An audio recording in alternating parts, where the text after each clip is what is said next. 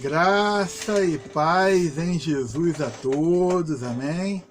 Estamos aqui em nossa terceira parte de nossa primeira aula de profetas maiores, ok?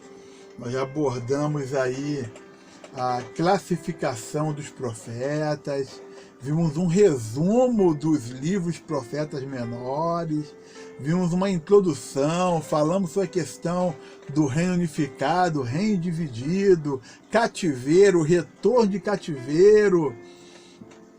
Temos aí agora, vamos estar analisando agora o livro de Isaías, amém? O livro de Isaías, o profeta Isaías. O contexto histórico do ministério de Isaías, né? O nome Isaías significa o Senhor salva. O contexto histórico do ministério de Isaías, filho de Amós, foi centrado em Jerusalém durante os reinados de 4 reis de Judá: Uzias, Jotão, Acais e Ezequias. Essa aí é a passagem bíblica. Considerando que o rei Uzias tenha morrido lá no ano 740 a.C., conferir aí Isaías capítulo 6, e Ezequias em 687 antes de Cristo, o ministério de Isaías abrangeu mais de meio século. Um ministério bem extenso, né? Qual o propósito? O propósito do livro de Isaías. Fica patente o tríplice propósito de Isaías. Vamos para o primeiro? Confrontar a própria nação e outras nações contemporâneas com a palavra do Senhor, mostrando-lhes seus pecados e o consequente castigo divino. Então esse é o primeiro propósito. Segundo propósito, vamos lá? Profetizar esperança à geração futura de exilados judaicos que seria restaurada do cativeiro e a qual Deus redimiria como luz aos gentios. Então, mostrar aí, profetizar a esperança à geração futura dos exilados judaicos, entendeu? Que seria restaurada, né, do cativeiro, libertada do cativeiro, a qual Deus iria estar redimindo, ele sendo exemplo ali como luz para os gentios, para as nações. E o terceiro propósito do livro de Isaías, mostrar que Deus enviaria o Messias davídico, cuja salvação abrangeria todas as nações da terra, suscitando esperança no povo de Deus, tanto do antigo como do novo concerto, do novo pacto, da nova aliança. Amém? Então, vimos aí o tríplice ministério, ou propósito, vamos falar assim, não é ministério, propósito do livro de Isaías. Qual o contexto do livro de Isaías? Qual o contexto? Vamos lá? Isaías era contemporâneo de Oséias e também Miqueias. Profetizou durante a expansão ameaçadora do Império Assírio, o colapso de Israel, o Reino do Norte, e o declínio espiritual e moral de Judá, o reino do sul. Vamos lá? Isaías advertiu o rei Acais de Judá a não buscar ajuda dos assírios contra Israel e a Síria. Advertiu o rei Ezequias, depois da queda de Israel, que foi no ano 722 a.C., a não fazer alianças com nações estrangeiras e contra a Síria. Vamos lá. Exortou-os, enfim, a confiarem somente no Senhor. Está aí duas passagens bíblicas, ok? Isaías desfrutou de sua maior influência durante o reinado de Ezequias, do rei Ezequias. Ali ele desfrutou de sua maior influência. Irmãos, vários historiadores, vários teólogos, ok? Fazem uma divisão do livro de Isaías em 3 partes. Inclusive, eu vou estar expondo essas 3 divisões aqui para os irmãos, mas eles vão bem além. Eles dizem que o livro do profeta Isaías teve 3 autores. 3 autores. Eu não acompanho essa ideia ou essa interpretação, ok? Mas eu estou aqui deixando ao conhecimento dos irmãos. O livro do profeta Isaías é dividido em 3 grandes blocos.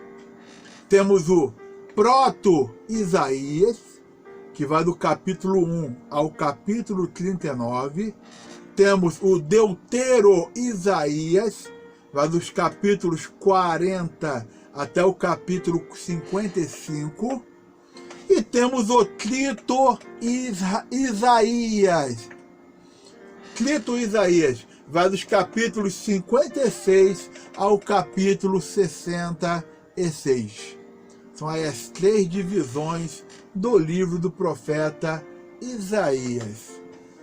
O teólogo Norman Geisler, uma das vozes conservadoras de maior erudição na atualidade, menciona o fato de que os papiros do Mar Morto, eles incluem uma cópia completa do livro de Isaías e não há interrupção alguma entre os capítulos 39 e 40.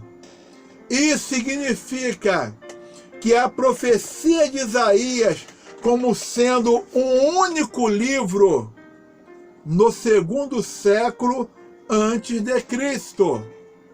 Basicamente ali, um único livro, então um único autor. A versão grega da Bíblia hebraica, a chamada Septuaginta, que também data do 2º século antes de Cristo, considera o livro de Isaías como um único livro, escrito por um único autor, o profeta Isaías. Ok? Estamos aqui somente analisando, certo? Vamos continuar. Uma outra coisa que eu até botei aqui no quadro aqui, a mensagem de Isaías. Qual é a mensagem de Isaías? Certamente, a maior parte do livro de Isaías, do capítulo 1 ao 39, foi escrita durante os reinados de Uzias, Jotão, Acais e Ezequias. E o restante do livro, os capítulos 40 ao 66, durante o reinado do ímpio e perverso rei Manassés. Talvez os sofrimentos que tenha enfrentado por causa da perseguição deste malvado rei, possa ter contribuído para os seus escritos a respeito do servo sofredor que viria no futuro. Temos aí o capítulo 52, capítulo 53, né? Leia a palavra de Deus, leia o livro de Isaías, analise. Nós temos aí uma profundidade muito grande, uma erudição de um tamanho grandioso, ok? O livro de Isaías, em sua mensagem, aborda temas sociais, religiosos e políticos. O profeta exorta o povo por causa de sua infidelidade a Deus. Ele requer justiça dos líderes de Judá e procura mostrar que a salvação só pode vir do Senhor.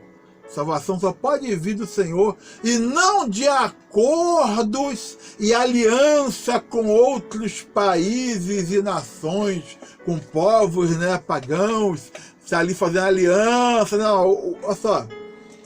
A salvação só pode vir do Senhor. Se vai para o cativeiro, se vai para o sofrimento, para o tormento, é por causa do pecado de desobediência ao Senhor. O livro de Isaías apresenta Yahvé como o libertador de Israel ou o Redentor de Israel. O Redentor de Israel. Está aí 3 passagens bíblicas do capítulo 45, capítulo 49 e capítulo 62. Ok? Nós não estamos tentando sermos exaustivos. Estamos aqui somente apresentando alguns pontos importantes para o conhecimento, ok? Pesquise, leia a Bíblia, leia a palavra de Deus, se aprofunde. Temos muito conhecimento pelo caminho. Vamos lá? Esboço de Isaías. Esboço de Isaías. Fiz aqui um pequeno esboço, ok? Eu botei aqui no quadro esboço de Isaías. Vamos estar também aqui trabalhando aqui na tela, ok? A primeira parte do esboço de Isaías é a profecia de denúncia e convite, é a primeira parte, vai do capítulo 1, versículo 1, ao capítulo 35, versículo 10. Aí nós temos uma mensagem de julgamento e promessas, temos mensagem concernente ao Emanuel, Deus conosco, tudo com passagem bíblica aí para você, ok? Temos mensagem de julgamento sobre as nações, que vai do capítulo 13 até o capítulo 24. Mensagem de julgamento, louvor, promessa, capítulo 25 ao capítulo 27.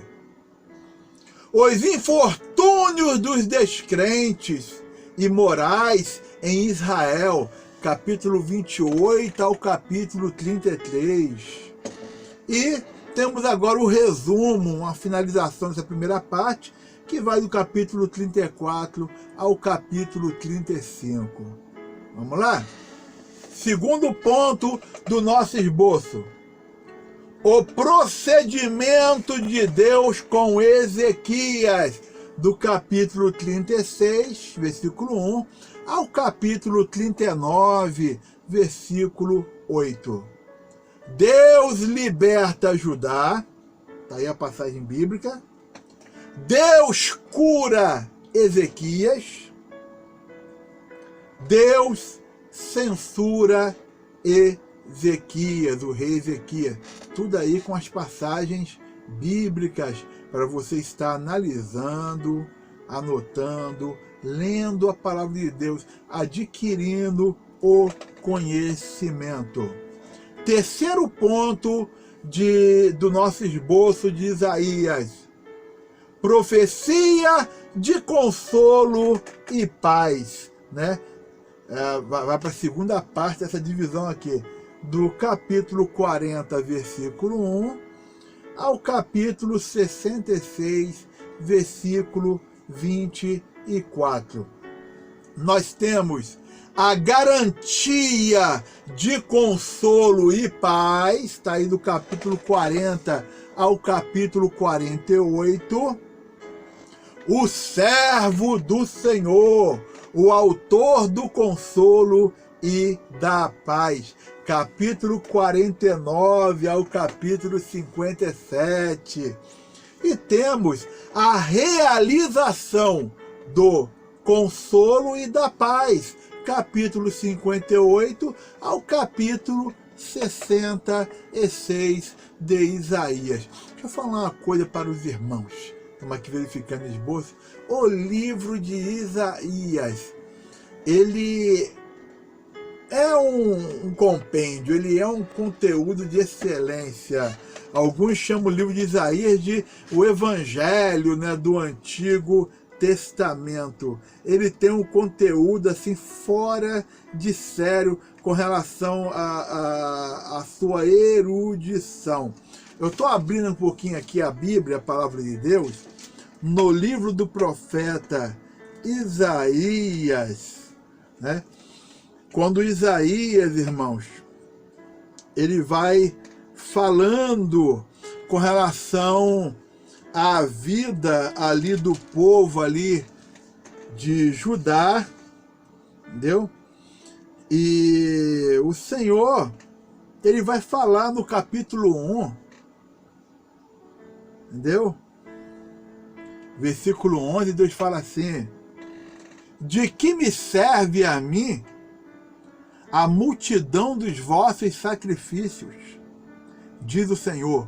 Estou farto dos holocaustos de carneiros e da gordura de animais cevados, e não me agrado do sangue de novilhos, nem de cordeiros, nem de bodes. Né? Versículo 2, olha como é que Deus fala: quando vindes para comparecer perante mim, quem vos requereu o só pisar dos meus átrios? Versículo 13, não continueis a trazer ofertas vãs, o incenso é para mim abominação, e também as festas da lua nova, os sábados e a convocação das congregações. Estou cansado de ver você chegar aqui aqui no templo, aqui nos átrios, mete o pé daqui, eu não estou aguentando mais, é muito pecado. O pessoal vem no cerimonial, mas não existe mudança, não existe transformação, não existe arrependimento e voltar-se para Deus. Entendeu? Aí Deus fala aqui, versículo 14, as vossas festas da lua nova e as vossas solenidades, a minha alma as aborrece, já me são pesadas, estou cansado de as sofrer. Então, irmãos, Deus ele vai falando aqui, olha, vocês podem multiplicar a oração de vocês, eu não ouço a oração de vocês. Está aqui na continuidade aqui, entendeu? Eu não ouço, entendeu? Aí, do versículo 18 em diante, existe um chamado a uma graça de Deus, um chamado à vontade de Deus no livro de Isaías. É um negócio tipo assim: se levante, se ponha na minha presença e vamos conversar o assunto agora aqui. Vamos fazer limpeza. de versículo 18 desse capítulo 1 de Isaías. Estou olhando aqui um pedacinho num capítulo, tem muito conteúdo, são 66 capítulos. 18. Vinde, pois, e arrazoemos, diz o Senhor. Ainda que os vossos pecados sejam como a escarlata, eles se tornarão brancos como a neve. Ainda que sejam vermelhos como o carmesim, se tornarão como a lã. Versículo 19. Se quiserdes e me ouvirdes, comereis o melhor desta terra. Versículo 20. Mas se recusardes e fordes rebeldes, sereis devorados à espada, porque a boca do Senhor o disse. Versículo 21, assim, a profecia tem altos e baixos, né? Quando chega no 21, Deus já chama Jerusalém de prostituta. O negócio tá pegando, irmão. O negócio pega. Cheio de homicídio, cheio disso, cheio daquilo. Entendeu? Então, irmão, é muito conteúdo. Se for olhar, vamos ver, por exemplo, o conteúdo messiânico, é um negócio de profundidade muito grande. Entendeu? Temos aí muito conteúdo a ser analisado e nós não temos todo o tempo assim para gravar em vídeo. Então, você, aluno, veja as passagens bíblicas, analise, leia, aprenda mais da palavra de Deus, amém? Tenha conhecimento aprofundado. Que o Senhor te abençoe grandemente. Paramos por aqui. Graça e paz em Jesus a todos. Amém. Que bênção.